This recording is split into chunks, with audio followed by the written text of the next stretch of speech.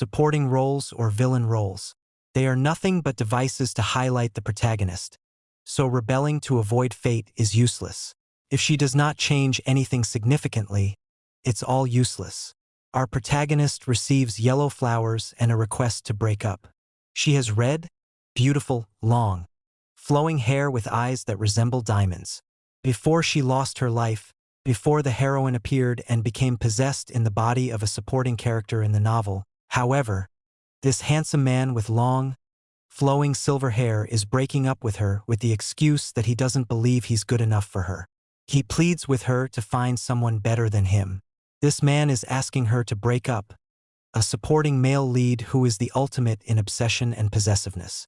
He is the epitome of obsession and possessiveness. Valir. He's the supporting male lead and antagonist of the novel. The novel was called, Do You Know Your Flower?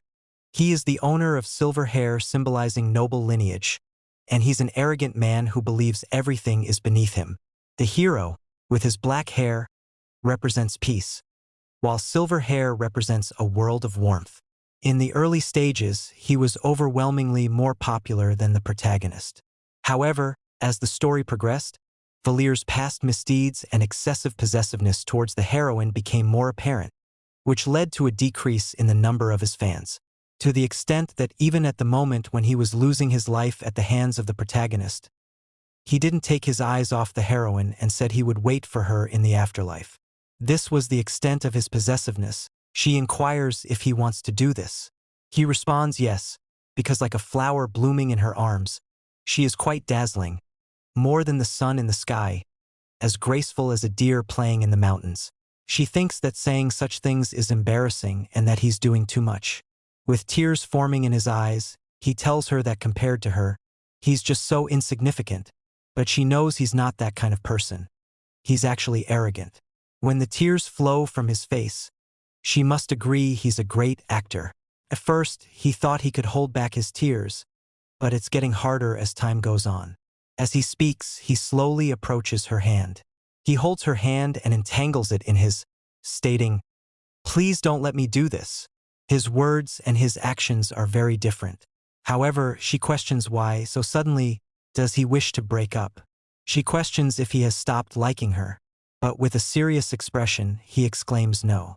Valir may act like a pushover in front of her, but he was really cool and fierce when talking to other people.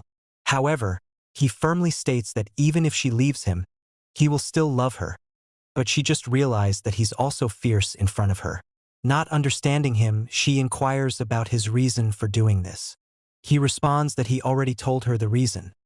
Because he loves her, and since he truly loves her, he really wishes for her happiness.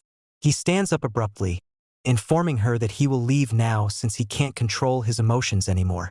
As he walks away, he informs her that he'll arrange for the breakup gift to be sent tomorrow. He begs her to accept it as his last show of sincerity. She tells him that it's not important, but he pays her no mind and walks away, telling her goodbye. When he leaves, she wonders what's going on. Is she really that detestable to even an arrogant supporting male lead? She sits down, wondering where she went wrong. Even though she treated him well, knowing her life will soon end, she didn't treat him as nicely as he did for her, giving her everything. But why? Why did he do this? Suddenly, a girl bursts in who looks like a commoner, exclaiming, "Rose, what's going on?" She saw Duke Valir leaving with a sad expression. Mara inquires if she proposed to him. Renting out the entire cafe wasn't enough, that she even prepared flowers. Noticing the color of the roses, she inquires why she was given yellow roses, as yellow roses have a negative meaning. She comments that she should have prepared red roses. That's the color of her hair. She also states that the Duke is great and all, but he lacks a bit of delicacy, about 2 spoonfuls worth. Mara continues explaining that getting married right away might be difficult because the madam said that while the Duke lacks nothing in terms of family background or appearance, he's too cruel. But Mara believes that this makes it more romantic. If there are obstacles, the fire gets hotter. Suddenly, Rose tells her something that makes her stop in her tracks. This girl before us is Roseville. She is Valir's first love. She lost her life while trying to escape from him. It is an unfortunate situation. Inside the carriage, Mara explains that this doesn't make any sense. They should get married and live happily ever after. They even picked a wedding song out. How can this be happening? Rose, thinking that she doesn't even know what's happening. If this went according to the original story, she would have been the one to break up with him. In the story, Rose was described as a woman who invoked the image of a red rose, just as her name suggests. Starting with a rose in hand, she was so beautiful that it was hard to tell if she was a flower or a person. But due to Valier's twisted obsession, she loses her life, and even her death is treated as an accident. Currently, they're on their way to see his master. Mara informs her that she never met the master before, but he is the only one in the family who supported her love. The madam and young master opposed it to death. The master always looked at the two with fond eyes, even when the young master was throwing a fit. Suddenly, the carriage begins to shake almost as if it's an earthquake. Mara exits the carriage and inquires what's going on. The coachman explains that there is suddenly a person in the way. Rose exits the carriage and sees a hooded man with a bow and arrow. In the original story, only one person handles arrows with significance. Beryl Vale, her older brother. The coachman apologizes for not recognizing him immediately. Rose tells him not to apologize, as it is natural not to recognize him. Beryl inquires what she is doing out here at this late hour. Mira checks her watch and notes that it is not too late. It is not even dark yet. Beryl becomes angry, saying she must have gone out with that guy again. This happens every time. People admire Beryl and see how handsome he is, but Rose knows how annoying and troublesome Beryl can be. Rose inquires why he is here and if he was waiting for her. Beryl responds that he just happened to see her carriage on the way back from archery practice in the forest. She thinks that no matter how busy he is, he never neglects his training. She wonders if this is why he was able to address Duke Serenity so confidently. Her brother has said many times that he does not like Duke Serenity. If Rose had died in the novel like the original Rose, she wouldn't care, but now she is in control, and thanks to Rose, she is alive and well. Beryl reminds her of the first time he came to her house with many gifts, claiming he came to pay his respects. At that time, Beryl approached him, stating that his sister had a lot to learn. Duke Serenity responded that he was the lacking one, and Beryl pretended to be flattered, saying he would educate their young lady to be suitable for him. Duke Serenity asked when that would be, to which Beryl replied 10 years. Duke Serenity quickly understood that Beryl was opposing him. Beryl stated that he was afraid Rose would cause trouble for Duke Serenity, so he should wait 10 years for them to educate her properly. For him to say such things in front of the head of the Serenity family was either brave or ignorant. Duke Serenity responded that there was no other choice. Beryl warned Duke Serenity to be careful as he left. Duke Serenity collected dirt in his hands and explained that he would put the dirt in his eyes so they could be together. Everyone understood he was serious, but it was too late. Luckily, he had his sister as a shield. Rose inquires if Beryl was embarrassed for hiding behind her. He tells her to forget it and that they should just ride back home.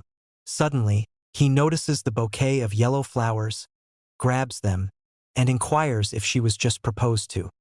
He picks up the flowers from the ground and orders her to tell Duke Serenity to wake up. Her mother still has no intention of marrying her off yet, but she tells Beryl that even if Duke Serenity had dirt in his eyes, it would not matter. She takes the flowers from him, assuring him that he doesn't have to worry about that. Beryl seems dumbfounded and asks if she rejected him. He patted her head, saying that she did well since marriage is still far off for her. She slapped his hand away and revealed that she had been rejected. She received a breakup notice. There was confusion all around, including from her, as it was different from the original story. At least she wouldn't be bothered by Beryl anymore. However, like any good brother, he was furious that someone dared to reject his little sister. Rose wondered if it was acceptable to live like this, whether in the past or not. She saw herself as a supporting character meant to highlight the protagonist. Thus, her life felt meaningless, eating, being, sleeping in monotonous repetition. Even when she saw the people she spent time with, she felt indifferent. These children were maids, those were families. She only recognized them by the titles they were given. A maid questioned what she would prefer to wear, But Rose was tired and didn't want to continue like this. Regardless, she had to take action because she needed to meet Duke Serenity. The night before, she entered the room and inquired about the matter. Everyone sat down, seemingly deep in thought. Beryl told her to sit next to him, and once she took her seat, the meeting would start. Her brother commented that it was too dark and stuffy, asking if they could bring in a few more candles. Rose thought that this was how the administration should be conducted. Rose's mother, who had expected more from her daughter, inquires if Duke Serenity had really sent her a breakup notice. Immediately, she glared at Beryl, thinking she should have hit him to be quiet earlier.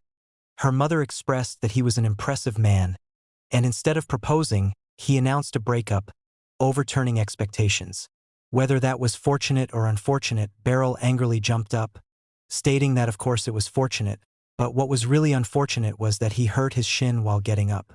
Had there been a proposal, he would have been furious, but with a breakup notice, he felt it was unjust. His father intervened, saying that even Duke Serenity had his circumstances. However, Beryl didn't care about his circumstances.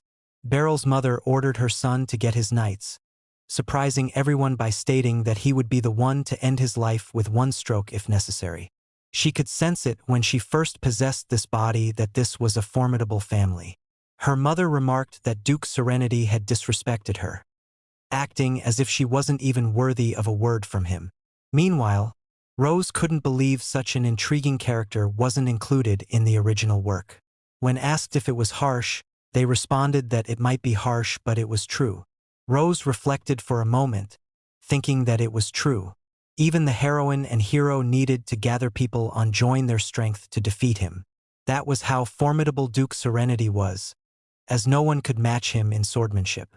Her mother inquired what she said to him when he broke up with her. Rose said she couldn't say anything. It was too shocking.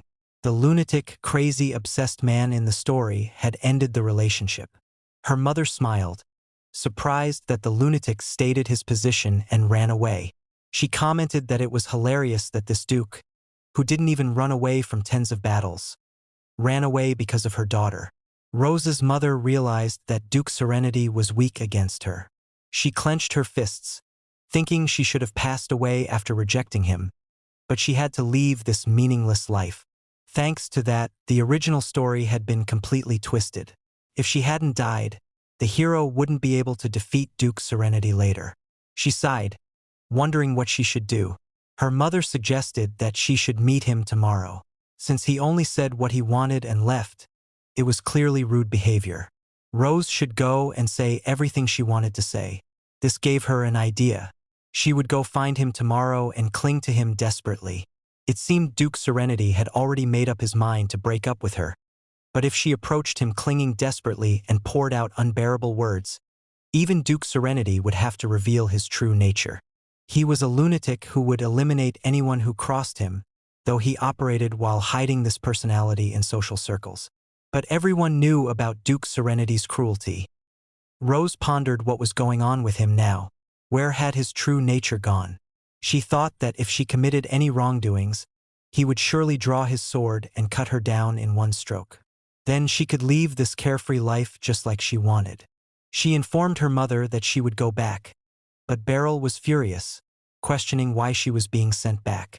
He would rather she send him so he could handle it. However, his mother responded that he would be the one to lose his life, so it was best to let Rose handle it directly. Beryl questioned if she thought she could manage it, noting that all she knew how to do was sit by the window and daydream. He commented that until dirt got into his eyes, he wouldn't allow it. Rose picked up some dirt, causing Beryl to react in fear and question what she was doing. His mother interrupted, stating that Rose was also a capable adult and could handle this situation easily. Rose told her mother that she would go there and, before leaving, tell him that she had been suffering from meeting him until now but that they should never meet again. Later, everything was ready, and she looked like an angel. Despite everything being planned, there is a saying that nothing ever goes as planned. In this unpredictable world, even though she came to get her revenge, Duke Serenity suggested they should just get married. She had no idea how the conversation reached this point. As she exited her carriage, She drew the attention of commoners who wondered if she had come to teach the Duke a lesson. They cheered her on, expressing their admiration, and she smiled and waved at them, which earned her some affectionate gestures in return. She wondered if this was what the life of an influencer was like. Mira, holding an umbrella, inquired if it was true that she was going to break up with the Duke completely. Mira said she understood it was heartbreaking but would support her decision. Mira declared that Rose was gentle and wise, but Rose found it hard to believe, as she wanted to become a rolling stone and roadside because even living was too much of a bother. Mira noticed a large stone in their path and quickly kicked it away, commenting on how a mere stone dared to obstruct her path. Mira was curious why Rose had insisted on getting off at a place a bit away from the mansion. Rose responded that she just wanted to take a walk. The truth was, if the carriage was seen from afar, they would notify Duke Serenity before she even reached him. Entering the mansion as stealthily as possible, no matter how bad things were, she had to endure this much for her goal. Later on, she was welcomed by the butler, James. James informed her that Duke Serenity was upstairs. Rose asked Mira to wait for her and followed James. James commented that he had heard about the breakup and was curious about what brought her there. Rose replied she had something to tell him, but more precisely, she came to cause trouble. She planned to return crying and clinging to him as his ex-girlfriend. James inquired if there was any chance she came with persistence, and Rose said she would see. He smiled warmly and knocked on the door. Entering the study, Duke Serenity's expression turned cold as he stated that he distinctly remembered having no appointments today. James replied that he thought someone had come suddenly. Duke Serenity began tapping his fingers repeatedly, saying that it was curious how someone would show up when he was feeling the worst without any prior arrangement. He commented that he was curious about this person and couldn't help but admire them. Rose appeared from behind Butler James, revealing herself as that person. Duke Serenity became nervous and explained, "Rose, my love." In the next scene, we see sweets and pastries before Rose. She stared at them, ready to devour them. Duke Serenity tells her that she shouldn't misunderstand, but she pays him no attention and comments that the pastries are delicious. He smiles, telling her he's glad she likes them. Observing Duke Serenity, she notes that he seems a bit pale and inquires if he's eating properly. He responds that he hasn't had much of an appetite since they broke up. She realizes that she has been so focused on the snacks that she forgot the reason she came there. She tells him that she actually came because there's something she really wants to see. He tells her that he knows, because not only did he inform her of the breakup, but he also left the scene. He thought she would hate him for life, but since she came back the very next day, she must really need him in her life. She thinks it's time to start causing trouble. However, something is wrong. She feels like crying. She needs to cry and cling. He tells her to leave now and forget about someone like him. If she doesn't try, she will ruin everything. She ponders whether she should just flip the table, but she can't do that to the pastries. Realizing that she has no choice, she decides to do it her way. She exclaims, "What makes someone a good person? What's the criteria for being a good person?" He responds that she is the opposite of himself. She questions why he would say that about himself. He explains that if he wants something, he'll get it no matter what. If someone makes a mistake, he'll eliminate them without irritation. He can tolerate even the smallest errors. Unlike him, she is so pure. He can't find the words to express it, but he's sorry.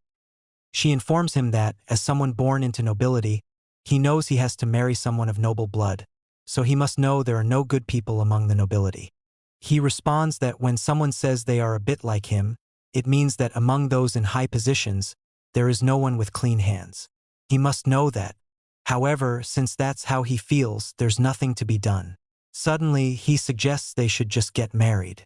She is flabbergasted and stares at him, and the next scene, she has revealed everything to Beryl, who exclaims, "Why is he proposing to her now? He shouldn't have left it up to her. What on earth did you see?" She responds that she called him a filthy noble scoundrel, and that her brother claims she is also noble. Beryl shakes her vigorously, inquiring how far they talked and if they have already set a wedding date. She tells him it's impossible. They agreed to get engaged first. Mira tells him to calm down, saying they are not getting married right away. Engagements can be broken off at any time, so he doesn't have to worry too much. Rosie's brother tells her to put down her hands. As she releases her hands from her face, she happily exclaims that it's finally marriage. Mira had really thought they were going to break up, but clearly her prayers have been answered. Beryl states that they are not getting married. Mira happily inquires where they will hold the engagement ceremony and what kind of clothes she should wear. He responds that they haven't decided on a date yet. She suddenly rushes to inform others about this news, exclaiming that even though she didn't mark the sword, they are still halfway successful. They are back on the original storyline route. Beryl inquires if she is okay with this.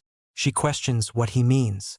With an exhausted look on his face, he inquires how she can deal with such a lunatic.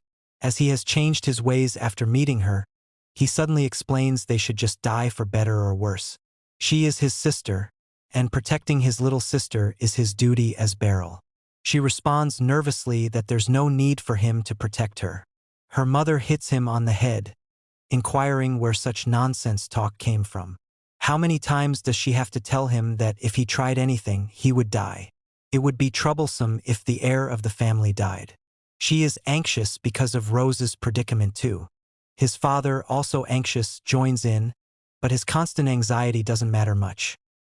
Her mother takes a seat, stating that she went to sort things out and came back engaged.